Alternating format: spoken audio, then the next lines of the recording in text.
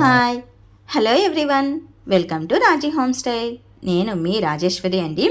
ఈరోజు రాజీ హోమ్ స్టైల్లో raw mango chicken curry recipe అండి. చాలా బాగుంటుంది. సండే స్పెషల్ రెసిపీగా నేను ప్రిపేర్ చేశాను అనమాట. ఎప్పుడూ ఒకేలాగా కాకుండా అప్పుడప్పుడు డిఫరెంట్గా ట్రై చేస్తూ ఉండండి. ఈ raw mango chicken curry recipe అయితే సూపర్గా ఉందండి. తిన్నవాళ్ళు సూపర్ అనాల్సిందే, అంత బాగుంటుంది. తిన్న వాళ్ళందరికీ నచ్చుతుందండి. ఇక రెసిపీలోకి వచ్చేస్తే ఫస్ట్ ఆఫ్ ఆల్ నేనైతే అరకిలోమైన చికెన్ తీసుకున్నాను, ఒక రా మ్యాంగోని తీసుకున్నాను. వీటిని శుభ్రంగా కడిగేసి సైడ్ ఆఫ్ పెట్టేసుకోండి.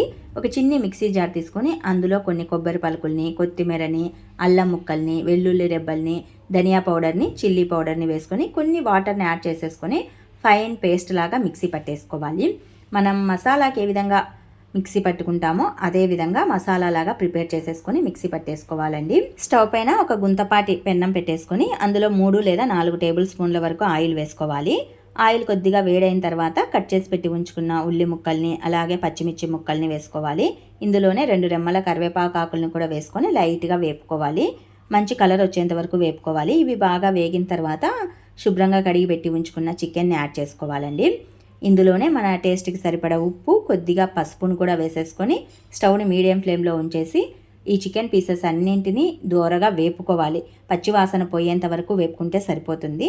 జస్ట్ ఒక 5 మినిట్స్ కల్లా బాగా వేగిపోతాయి. ఇందులోని వాటర్ అంతా ఎగిరిపోయేంత వరకు వేపుకోండి, లేకపోతే చికెన్ అనేది పచ్చివాసన వస్తూ ఉంటుంది. వాటర్ అంతా ఎగిరిపోయేంత వరకు వేపుకున్నామంటే చికెన్ కర్రీ టేస్ట్ అనేది బాగుంటుంది. ఈ చికెన్ అంతా వేగేలోగా మామిడికాయని ఇలా ముక్కల్లాగా కట్ చేసుకోవాలి. మరీ పెద్ద ముక్కలు కాకుండా, మరీ చిన్న ముక్కలు కాకుండా మీడియం సైజు ముక్కలుగా కట్ చేసుకోండి. ఇక్కడ వీడియోలో చూపిస్తున్న విధంగా ముక్కలు అయితే సరిపోతాయి. ఒక్క మామిడికాయ అంతా ఏమీ పట్టదండి, కొద్దిగా మాత్రమే పడుతుంది. హాఫ్ అయితే పడుతుందండి. అరకిలో చికెన్కి హాఫ్ మామిడికాయ అయితే సరిపోతుంది. మామిడికాయ పుల్లగా ఉందో లేదో చూసుకొని వేసుకోండి. ఎక్కువ పుల్లగా ఉంటే ముక్కల్ని తగ్గించి వేసుకోండి. లైట్గా దూరగా ఉంటే కనుక కాసిన్ని ఎక్కువ ముక్కలు వేసుకోండి.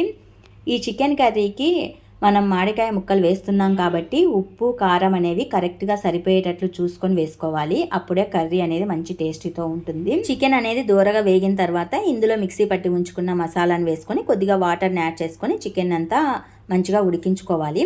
ఒక 50-70% వరకు బాగా ఉడికిన తర్వాత ఫైనల్గా మామిడికాయ ముక్కల్ని వేసుకోవాలండి. మామిడికాయ ముక్కలు వేసిన తర్వాత చక్కగా ఒకసారి కలియదిప్పేసేసి ఒక 5 నిమిషాల పాటు ఉడికించుకుంటే సరిపోతుంది. ఫైనలీ కాస్తంత కొత్తిమీరని యాడ్ చేసుకున్నామంటే raw mango chicken curry recipe అనేది తయారైపోయినట్లే. చాలా బాగుంటుందండి, మంచి టేస్టీతో ఉంటుంది. ఈ కర్రీ రెసిపీ తిన్న వాళ్ళకి ఎవరికైనా సరే నచ్చి తీరాల్సిందే, అంత బాగుంటుంది. కంపల్సరీ ట్రై చేయండి.